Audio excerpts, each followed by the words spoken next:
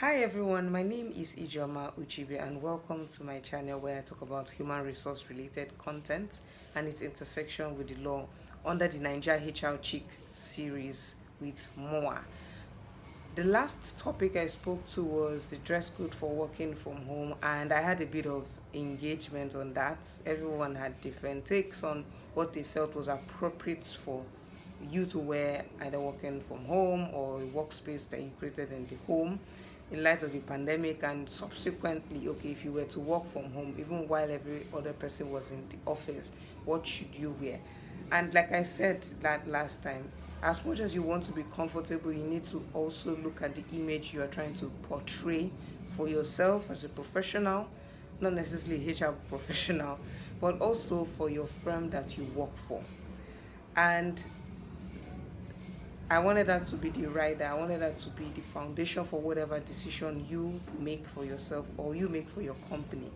It's my opinion, like I always state. It's not cast in stone that you must do everything I say on this channel, but it's enough for you to bring up that conversation in the office and all. Now, this week, we are going to be talking about a very important topic that is very close to my heart.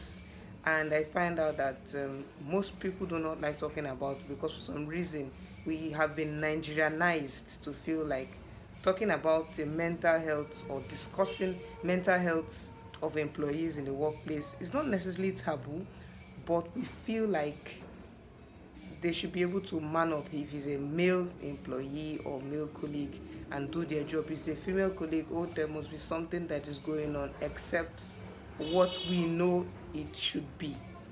Now, what is mental illness? I do not want to start defining what it is because really I just wanted to get into the meat of the today's matter, which is, do you find out how your employees are doing, or do you just ask how are you doing just because it's a question that everybody asks and you're supposed to get an automatic answer, which is fine?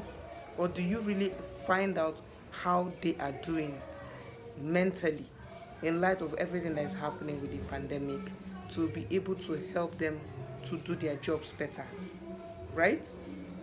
Now, I had a conversation with an employee recently, and it got me thinking.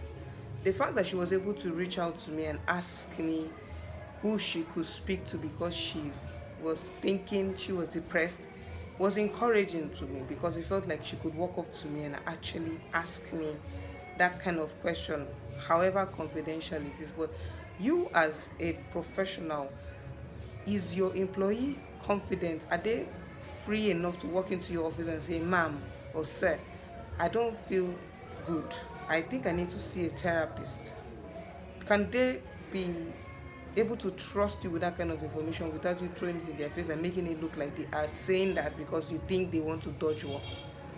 Those are the questions I want to ask in this video because so many times, I think maybe because I have had an opportunity to see a therapist for my issues at the time, and they were quite helpful. It was also helpful to me to perform better at my job. I don't see that it's a taboo subject that people shouldn't talk about in the workplace. But like I said, it's my opinion. But we need to get to a point where we can actually encourage employees to step up and say things about how they are feeling without them feeling like, oh, it's going to reduce my salary or they're going to lay me off because they think I'm going cuckoo. Every one of us have mental issues. It's just that we find ways to manage them, either via medication or via seeing someone who in this case is a therapist. But like I said in the beginning, I don't want to start boring every one of you with definition of what mental health is and what mental health issues are. The Google search bar is agog with a lot of information about this, and I think you should take out time to actually find out what it is. But more importantly, as an HR professional, how are you helping your colleagues? How are you helping your employees in this light? Do you shoo them off out of your office and tell them, oh, get to work, because you think that they are trying to weasel their way out of work? Or do you actually encourage them to walk up to you and discuss these issues? Do you help them with resources they can use to take care of whatever issues that is militating against them being productive at work? Those are the questions I ask, and I think we should be asking ourselves. But I'm going to post in the description box resources and organizations that work with mental health professionals that you can actually reach out to if you think that you need to see someone. They would guide you to determine, oh, this is the point where you can say you actually need to see someone or not. More like an assessment test. And Mentally Aware is doing a fantastic job in that space, amongst others. But I'm going to post a lot of them for you to be able to get resources to be able to deal with your employees. And importantly, you that is a HR professional, because hey, we have a lot of work to do. It's almost like you're engaged with people every day that you forget that you need to take care of yourself. But these are questions that we will keep discussing and hoping that one day we will have an updated legislation on mental health. So we don't have to rely on that old, I try not to pronounce it, act that is centuries old, even though it's, or I feel decades old, but needs to be changed. But till I come away next time, let me know in the comment section what you think about discussing the mental health of employees in the workplace. Do you think it's something that, hey, we should sweep under the carpet?